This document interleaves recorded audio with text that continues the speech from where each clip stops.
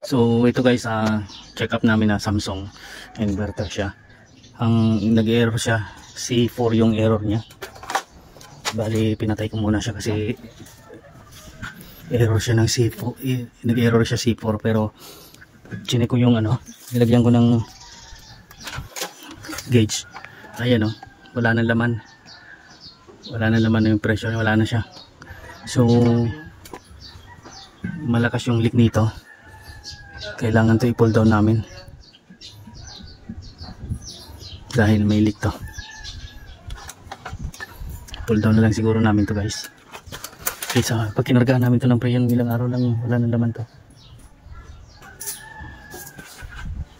So ayan, paalam ko lang muna sa may-ari. Pakihugot mo dyan sa saksakan, pull down na lang namin to guys. Kasi pag kinargahan namin to ng preyon, wala, sayang yung nito namin dahil wala nang laman. Zero na. So ibig sabihin malakas yung nito. Kaya aluminum kasi yung nito, condenser. Kaya baklasin namin to, hanapin namin yung leak niya kung saan. Nahugot na ba? Ba? Dito ka muna.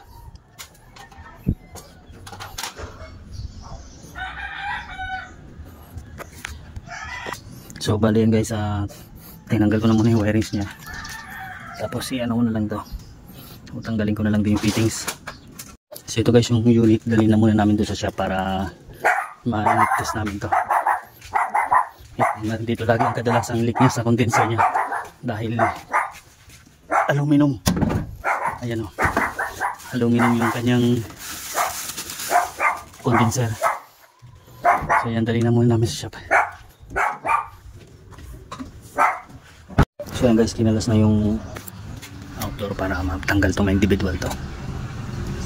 Baklasin muna yan para may babad sa tubig tong niya, condenser. Sa kanto? Sa tubig yan, nasa yun pa rin.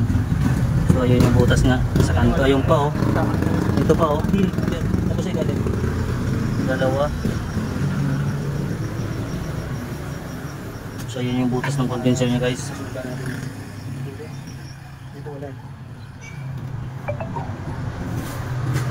So ayan yan yung butas niya, dalawa tsaka dito. Meron na nga, yan na lang yung ko. Nakaabang na. So yan, hinangin na lang yan. Ito guys ang tawag nito, ito yung leak niya tsaka dito, ayan pa yung tsaka yan lakas nasa loob. So na dahil aluminum to, mas madali silang rumupok dahil maanat pa yung hangin dito dahil malapit sa dagat dito yung lugar na to.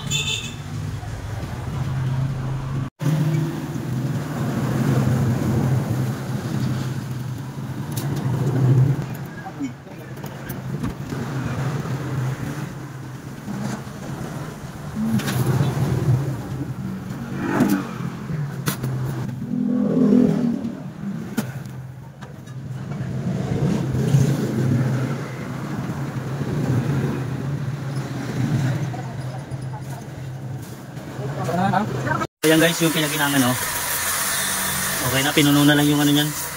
Ayan So bali linisin na lang din namin to para pag i-sample na namin, itabi na namin doon para magamit yung nangyayari ngayong araw na to.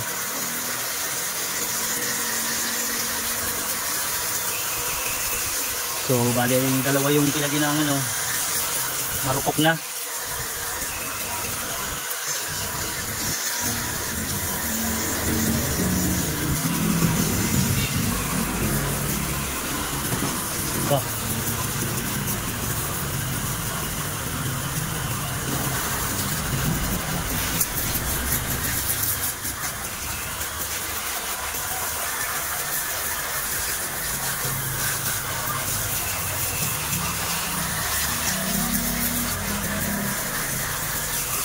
Tagilid mo.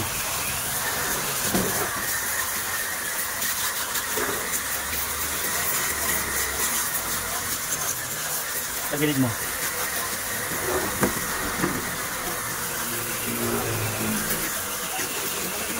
Ayan guys, sasimbol na lang namin to. para madala na namin doon. May kapit na namin. Yan o.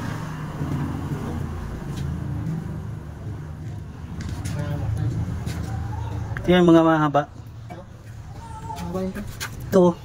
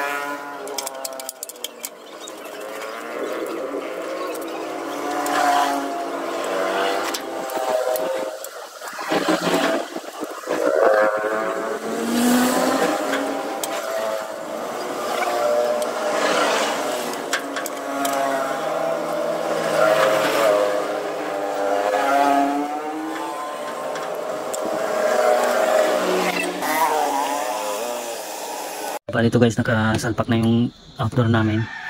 Nilagay na namin yung outdoor niya, nakasampa na yan. So nilalagay na lang yung bolt. Tapos ilagay ko na lang din itong fittings tsaka yung wirings niya. Ayan guys, so nakatap na yung fittings niyan. Ayan, pati yung wirings niya nakatap na. Bali ilagyan na lang namin ng ano, gauge. Kinabuhi yung ano, gauge adapter. So bali karga na namin to guys ng trayan niya.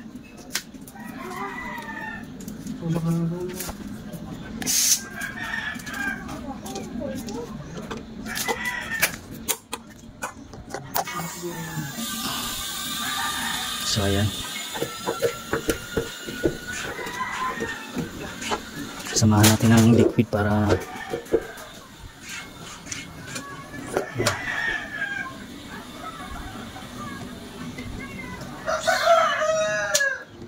so ayan, okay na siya. Ano?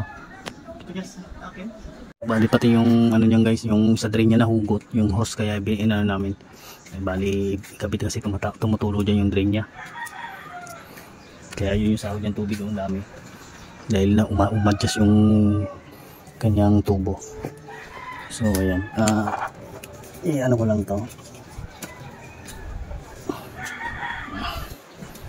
Bali pandarin lang namin to guys. Iyon ko.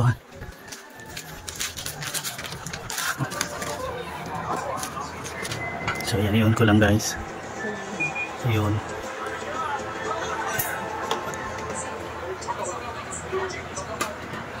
So yan. Bali antayin lang natin umandar yung fan, yung outdoor nya.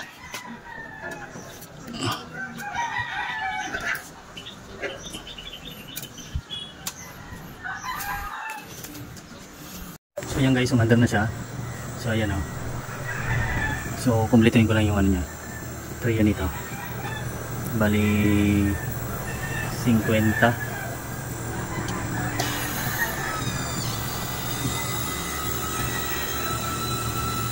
So kanina error niya yung C4. So wala siyang lamig, kaya yun ang error niya. Walang karga ang preyon. So di ma-sensor ng, di ma-detect ng sensor. Kaya dahil may leak yung condenser niya, naubos yung preyon. So ayan, gumana na yan. Ayan.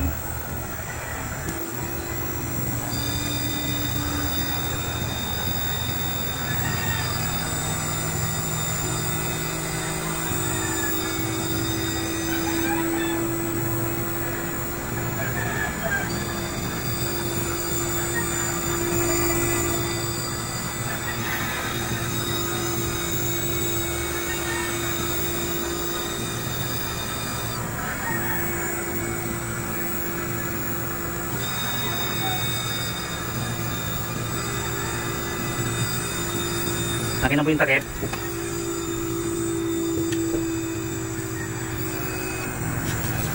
So yan, 150 pero dali dagang plan guys, gagawin ko 160 yan.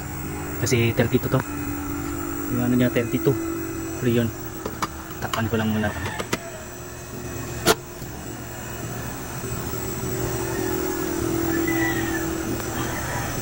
So, bali gawin ko na siya 160 yung karga niya.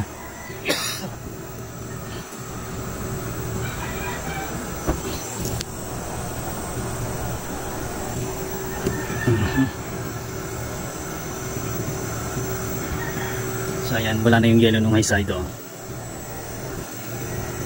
Ito. Tayin lang natin mag-sweeting yung return na yan, 160. Okay na yan guys, yung karga na yan. Okay na yan. Sarado mo po yung freon.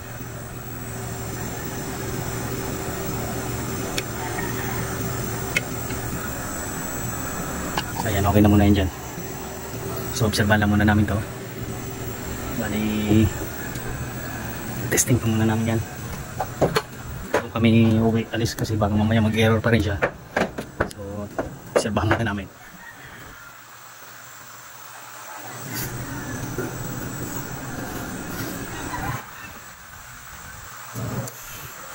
So, ayan lang kayo na yung buga ng init niya guys. Check na lang natin yung loob.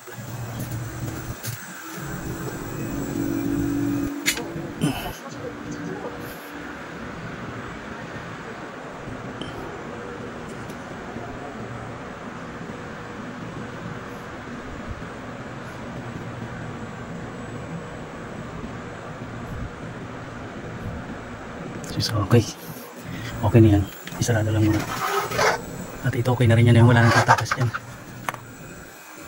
Tayo lang natin na may tumulo dito sa drain nya. So ayan guys, okay na yan.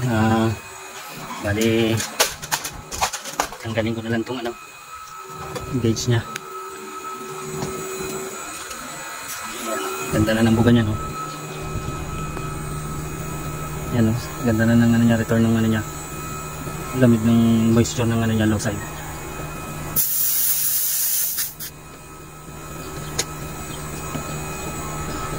Go plier. So bali yan guys, okay na yan. Bali ayos na yan. So ang ganda na ng ano niya, buga ng init niya dito sa condenser niya, sa outdoor niya. So ang ganda na rin ng lamig doon sa loob. So ayan, okay na yan. Bali recon na naman siya, na recon, bagong recondition na naman siya. So wala na siyang leak. Okay, dito lang guys, thank you.